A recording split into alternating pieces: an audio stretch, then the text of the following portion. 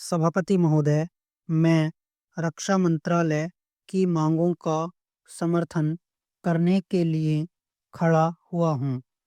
वर्तमान घटनाओं से पता चलता है कि संसार का हर देश अपनी सुरक्षा के बारे में चिंतित है और उसके लिए हर प्रयत्न कर रहा है।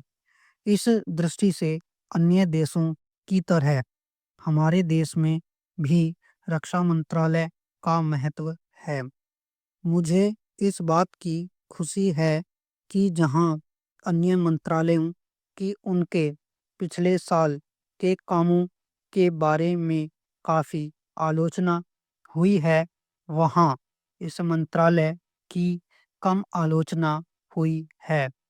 इससे पता चलता है कि इस मंत्रालय ने पिछले साल अच्छा काम किया है। मोटे तौर पर किसी भी देश की सुरक्षा नीति का लक्ष्य यह होता है कि दूसरे देशों, खास तौर से पड़ोसी देशों के साथ मित्रता के संबंध स्थापित हों और हम एक दूसरे के मामलों में हस्तक्षेप न करें। लेकिन उसके साथ यह भी ज़रूरी होता है कि हम अपने देश की सीमाओं और अखंडता की रक्षा करें। इसलिए हमारे देश का यह कर्तव्य हो जाता है कि हम अपने पड़ोसियों के कार्यों पर पूरी नज़र रखें, क्योंकि आज तक हमारे देश पर जो संकट आए वे हमारे पड़ोसियों से आए हैं। 1965 में पाकिस्तान के साथ जो लड़ाई हुई और उसके बाद ताशकंद में जो समझौता हुआ, वह सिर्फ कागज़ पर ही रहा। पाकिस्तान ने उस पर कोई अमल नहीं किया। इस दृष्टि से बहुत ज़रूरी है कि हम अपने देश की सुरक्षा की हर तरह से व्यवस्था करें। हमारा उद्देश्य दूसरों पर आक्रमण करना नहीं है, लेकिन यदि हम पर कोई आक्रमण करे तो हम में इतनी शक्ति अवश्य होनी चाहिए कि हम उसका डटकर सामना कर सकें। आप जानते हैं कि पिछले दिनों पाकिस्तान को अमेरिका और चीन से काफ़ी मदद मिली है।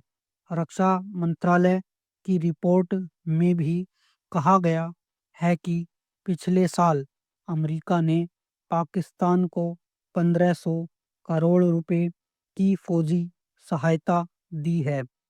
आज जहां हम फौजी सामान के लिए अपने कारखानों की मदद से अपनी शक्ति बढ़ाने का प्रयत्न कर रहे हैं, वहां पाकिस्तान संसार के देशों से फौजी सामान खरीद रहा है। अपनी नीति के कारण वह सब देशों से लाभ उठा रहा है। मेरा सुझाव है कि हमको भी अपनी शक्ति बढ़ाने के लिए संसार के अन्य देशों से अधिक फौजी सामान खरीदना चाहिए।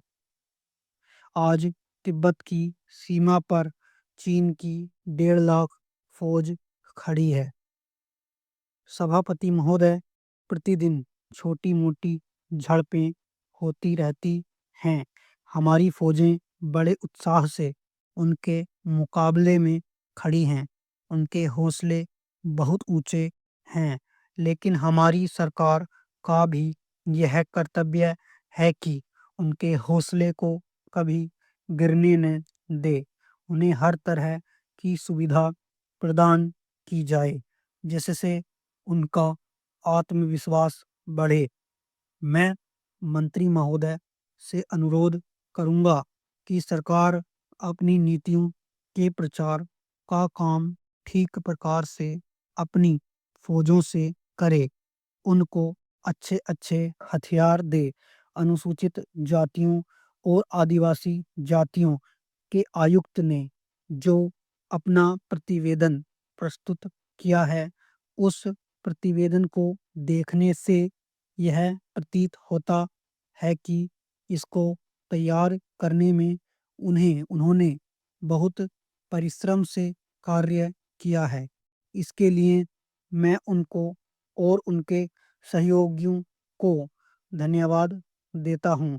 परंतु साथ ही साथ इस प्रतिवेदन के संबंध में कुछ आवश्यक निवेदन भी करना चाहता हूँ।